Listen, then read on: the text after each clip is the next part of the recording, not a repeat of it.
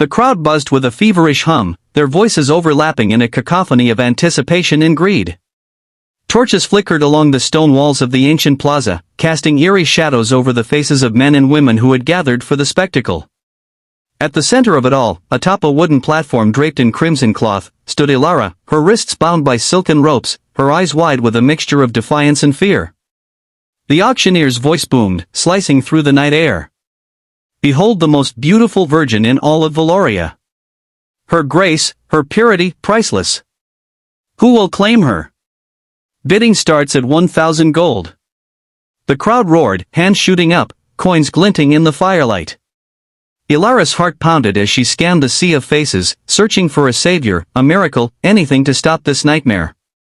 And then, from the back of the throng, a lone figure pushed forward, a man with weathered hands and a quiet resolve in his eyes, a man who would change everything. Elara had never imagined her life would come to this.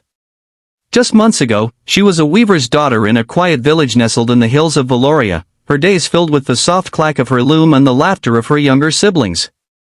She was known not just for her striking beauty, her raven-black hair and eyes like storm clouds, but for her kindness, her way of mending broken things, whether they were torn cloaks or wounded hearts. But when drought struck and the village starved, the elders made a desperate choice. They believed in old legend, that offering a virgin to the gods through a sacred auction would bring rain and prosperity. Elara, at 19, was chosen not for her virtue alone, but because her beauty would fetch the highest price. She had pleaded, begged to be spared, but the elders were unmoved.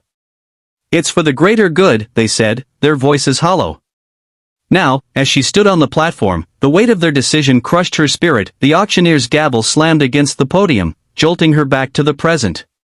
2,000 gold, he shouted, pointing to a leering merchant in a velvet cape.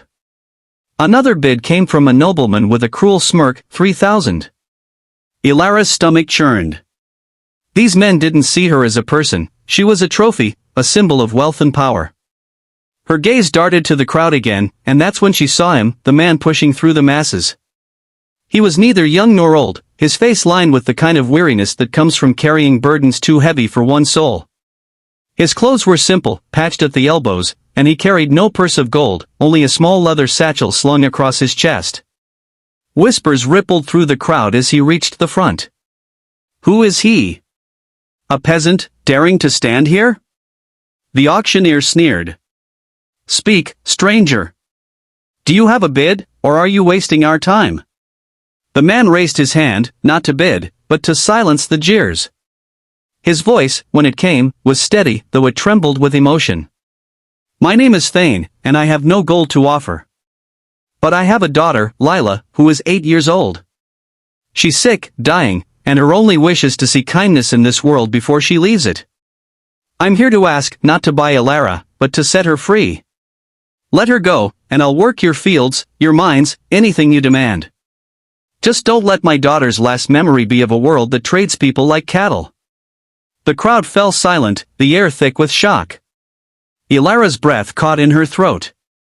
She didn't know this man, yet his words pierced her heart, stirring something she thought she'd lost. Hope. Thane's story spilled out, raw and unpolished. He was a widower, a carpenter by trade, who had raised Lila alone after his wife died in childbirth. Lila was his light, a child with a laugh like bells and a knack for drawing pictures that seemed to capture the soul of whatever she saw. But a fever had taken hold of her 6 months ago, and no healer in Valoria could cure it. Thane had sold everything, his tools, his home, to pay for medicines, but nothing worked. Lila's only request, whispered in her weakest moments, was for her father to do something good, something that would make the world less cruel. When Thane heard of the auction, he knew he had to act. He had walked 3 days to reach the plaza, carrying nothing but his satchel and a heart full of desperation. The auctioneer laughed, a harsh, barking sound. "You think your sob story will sway us? This is business, not charity." But the crowd wasn't laughing. Some shifted uncomfortably, others whispered. A woman in the back, her face hidden by a shawl, called out, "Let him speak." Others joined her, their voices rising. Elara watched, stunned, as the tide began to turn. Thane seized the moment, pulling a small, folded piece of parchment from his satchel. "This is Lila's drawing," he said, holding it up. It was a simple sketch of a girl with long hair, standing in a field of flowers, her face radiant with freedom. She drew this for Elara, without even knowing her name. She said, "Papa, save the girl who's trapped. I'm begging you, honor my daughter's wish." The merchant in the velvet cape scoffed, stepping forward. "Enough of this nonsense. I bid 4,000. But his words were drowned out by a swell of murmurs. The nobleman hesitated, his smirk fading. Elara's eyes locked with Thane's, and in that moment, she saw not just a father fighting for his daughter, but a man who believed one act of courage could ripple through a broken world. She found her voice, though it shook. "I'm not a prize to be won," she said, loud enough for all to hear. "I'm a person, with dreams, with a life. If you must sell something, sell your cruelty. Let it die here tonight." The plaza erupted. Some shouted in agreement, others in anger.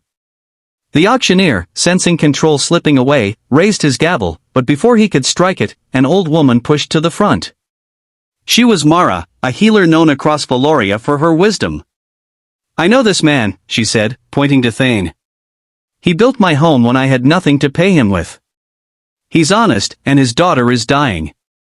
If you let this auction continue, you'll curse this land, not bless it." She turned to the crowd. "Who among you has a child? A sister? Would you sell them for gold?" Her words hung heavy, and one by one, hands that had raised bids began to lower. The merchant stormed off, cursing. The nobleman slunk into the shadows. The auctioneer, red-faced, tried to rally the crowd, but they were no longer listening. A young man, barely older than Elara, stepped forward and cut her ropes with a knife. "Go," he whispered. "You're free." Elara stumbled off the platform, her legs weak, and Thane caught her, steadying her with a gentleness that made her eyes burn with tears. The crowd parted as Mara led them away, promising to take them to her home, where Lila waited. Days later, Elara sat by Lila's bedside in Mara's small cottage. The girl was frail, her skin pale, but her eyes sparkled when she saw Elara. "You're the girl from my drawing," Lila whispered, clutching the parchment. Elara smiled, brushing a strand of hair from Lila's face. "And you're the reason I'm here." Thane watched from the doorway, his heart torn between joy and grief. Mara had found a rare herb that could ease Lila's pain, but the fever was too far gone. Lila would not live to see the next harvest. In the weeks that followed, Elara stayed with Thane and Lila, weaving blankets to keep the girl warm, telling stories of the hills where she'd grown up.